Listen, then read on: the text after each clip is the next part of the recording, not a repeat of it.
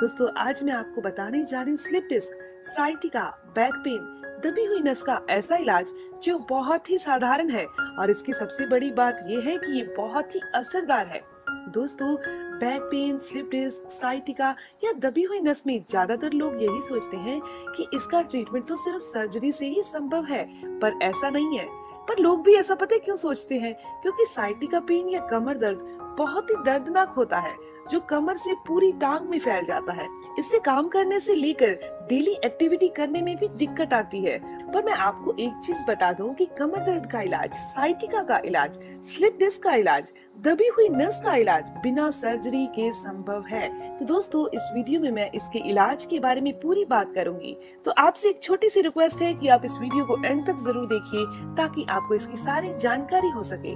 दोस्तों 5 ऐसे क्वेश्चनों का हल आज इस वीडियो में आपको बताने जा रही हूँ। सबसे पहला, स्लिप डिस्क, साइटिका या बैक पेन क्यों होता है, जिसे जान लेना हर एक इंसान के लिए बहुत जरूरी है। दूसरा, क्या स्लिप डिस्क और साइटिका वाला पेशेंट डेस्क वर्क कर सकता है, यानी किसी चेयर पर बैठकर 8-8, 9-9 घंटे काम कर सकता है। तीसरा, स्लिप डिस्क और साइटिका में किन चीजों से बचना चाहिए। चौथा, स्लिप डिस्क, साइटिका या बैक पेन, कमर दर्द, इनमें कौन सी एक्सरसाइज करनी चाहिए। और फाइनल लास्ट में आपको बताऊंगी कि घर पर अगर इसका इलाज करना हो तो कैसे किया जा सकता है। तो दोस्तों सबसे पहले जानते हैं कि साइटिका क्यों होता है। 90% साइटिका लोगों को डिस्क के स्लिप होने के कारण होता है। हमारी कमर के नीचे वाले हिस्से, जिन्हें लंबर रीजन कहते हैं, जिसके अंदर डिस्क बनी होती है, जिन्हें आम बोलचाल की भाषा में छल्ले कहा जाता है। ये डिस्क ऐसी होती है जैसे कोई स्प्रिंग होता है। जैसे स्प्रिंग पर आप जोर डालते हैं और उसे छोड़ते हैं तो वापस वो स्प्रिंग अपनी शेप में, अपनी वैसी ही जगह में आ जाता है जैसे वो होता है। शरीर में भी ऐसा ही होता है। जब इन शरीर को मोड़ते हैं, नीचे झुकते हैं, उछलते हैं, तो ये डिस्क जो है वो स्प्रिंग की तरह काम करती है और वापस अपनी सही शेप में आ जाती है। लेकिन लगातार ऐसा ही होने से, लगातार ज्यादा जोर लगाने से, गलत पोजीशन में बैठने से, गलत पोजीशन में उठने से, बहुत भारी वजन नीचे से उठाने से ये डिस्क पर बहुत ज्यादा दबाव पड़ जाता है, जिसके कारण धीरे धीरे वहां सूजन आ जाती है, जिसे इन्फ्लामेशन कहा जाता है। डिस्क का जो लिक्विड होता है, जिसे वर्टिब्रास कहा जाता है, वर्टिब्रास का जो लिक्विड है वो बाहर निकलने लगता है, लीक होने लगता है, जो नर्व को कंप्रेस कर देता है, नर्व को दबा देता है। और टाइम के साथ सही ट्रीटमेंट नहीं लिया जाए तो ये पेन पूरी टांग में फैल जाता है। यह कमर से शुरू होता है, हिप्स में चुभन होती है और दर्द इसका पूरी टांग में और काफ मसल में यानी पिंडलियों को सहना पड़ता है। दोस्तों अब बात करते हैं दूसरे क्वेश्चन के आंसर के बारे में। क्या जिनको भी साइटिका पेन है या कमर दर्द है वो लंबे टाइम तक डेस्क वर्क कर सकते हैं, यानी कि 7 से 8 घंटे या 9 घंटे चेयर पर लगातार बैठ सकते हैं। दोस्तों यह डिस्क में सूजन और लिक्विड का बाहर आना, यह ज्यादा लंबे समय तक डिस्क पर दबाव पड़ने के कारण होता है और ये दबाव जो है लंबे टाइम तक अगर आप बैठे रहेंगे तो ये दबाव भी ज्यादा पड़ेगा। ऐसे बहुत से काम हैं जिनसे डिस्क पर प्रेशर यानी दबाव पड़ता है। जैसे आप भारी वजन को उठाते हैं, भारी सामान को धक्का लगाते हैं, नीचे से वजन उठाते हैं, पर यह एक बार करने से नहीं होता। जैसे कि आपने एक बार सामान नीचे से उठाया, भारी वजन को धक्का लगाया तो आपकी डिस्क में स्वेलिंग आ जाएगी। एक बार करने से ऐसा नहीं होता।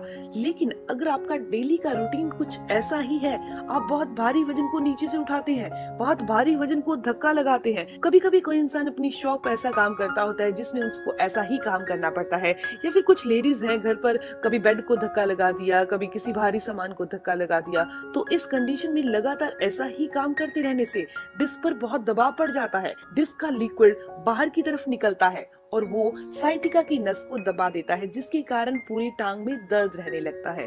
तो दोस्तों बात करते हैं ऐसी कौन सी 5 चीजें हैं जिनसे आपको बच के रहना चाहिए।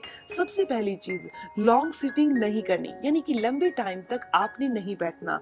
अगर लंबे टाइम तक 8-8, 9-9 घंटे आप चेयर पर बैठे रहेंगे तो ऐसा करने से डिस्क पर 5 गुना दबाव बढ़ जाता है।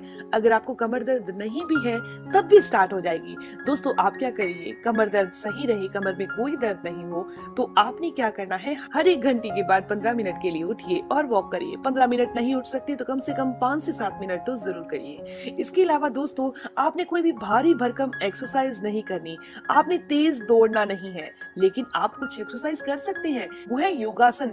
वो कौन से योगासन है जो आप कर सकते हैं? सबसे पहला है भुजंगासन और दूसरा है मरकट आसन।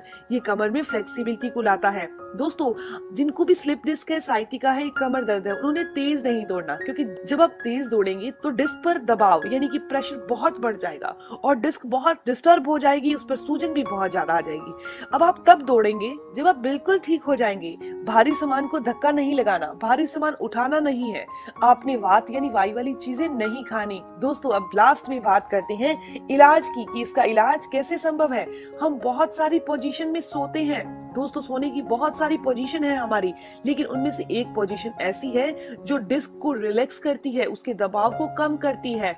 तो आप हमेशा ही लेफ्ट साइड या राइट साइड लेकर ही सोएं, सीधा नहीं सोएं। सीधा सोएंगे तो आपकी डिस्क पर बहुत ज्यादा दबाव पड़ जाएगा, इसीलिए लेफ्ट साइड या राइट साइड लेकर सोएं। ऐसा करने से डिस्क पर पड़ा हुआ दबाव कम होता है। और जब हम लगातार ऐसे काम करेंगे जिससे कि डिस्क पर दबाव कम पड़े, तो हमारी बॉडी उस डिस्क को रिकवर करना, सही करना बहुत तेजी से शुरू कर देगी। दोस्तों, ठीक वैसे ही अगर हमारे कहीं कट लग जाए, नाइफ से कहीं भी कट जाए हल्का सा, तो अगर हम उस जख्म को हमेशा खुदेड़ते रहेंगे, हिलाते रहेंगे अपने फिंगर से, तो वो जख्म ठीक होने में बहुत टाइम लेगा या फिर ठीक ही नहीं होगा। लेकिन उसके दूसरी तरफ हम उस जख्म को रिलैक्स दे देंगे, कोई छेड़ेंगे नहीं, कुछ नहीं करेंगे और बहुत आराम से उसे ठीक होने देंगे, उसको खोलेंगे नहीं, तो वो जख्म बहुत जल्दी ठीक हो जाता है। ठीक वैसे ही अगर हम ऐसे काम करेंगे कि डिस्क पर दबाव नहीं पड़े, तो ये डिस्क की समस्या बहुत जल्दी अपने आप ठीक हो जाएगी। दोस्तों, अब मैं आपको इलाज बता देती हूँ। तो दोस्तों, इस इलाज को मैं 2 भागों में डिवाइड करती हूँ। पहले भाग में आएगा इन्फ्लेमेशन यानी कि सूजन को दूर करना।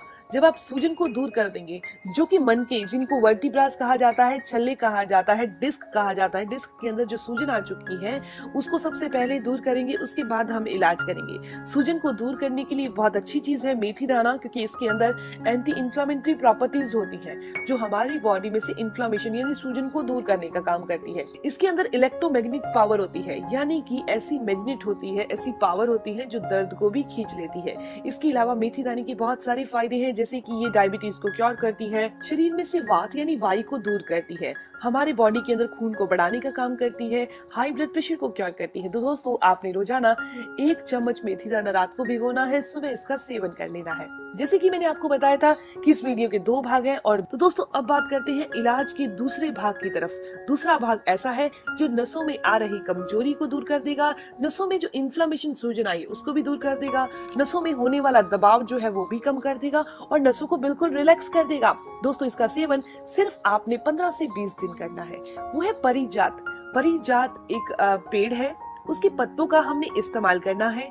दोस्तों, 7 से 8 पत्ते लीजिए परिजात की। आपने इसे चाकू से नहीं काटना, आपने इसे चटनी बनानी है। रात के टाइम इसकी चटनी बना लीजिए। 1 गिलास पानी के अंदर इसे 5 से 7 मिनट के लिए उबालिए, सिम फ्लेम पर उबालिए इस चटनी को जो परिजात के पत्तों की है, और रात को ढककर रख दीजिए। सुबह उठकर आपने इसे हल्का सा गर्म करना है, बहुत गर्म नहीं करना, हल्का सा गुनगुना करके इसे छान कर पी लीजिए। ऐसा करने से नसों में होने वाली कितनी भी दिक्कत है, दबी नस की समस्या है, नसें कंप्रेस हो रही हैं, वो सभी ठीक हो जाती हैं। दोस्तों, ये जानकारी, ये इन्फॉर्मेशन यहीं तक थी। दोस्तों, अगर आप भी back pain, sciatica, slip disc, दबी नस की समस्या को ठीक करना चाहते हैं तो इस इलाज को जरूर फॉलो करें और मुझे जरूर कमेंट करें फॉलो करने के बाद कि आपकी ये समस्या बिल्कुल ठीक हो चुकी है।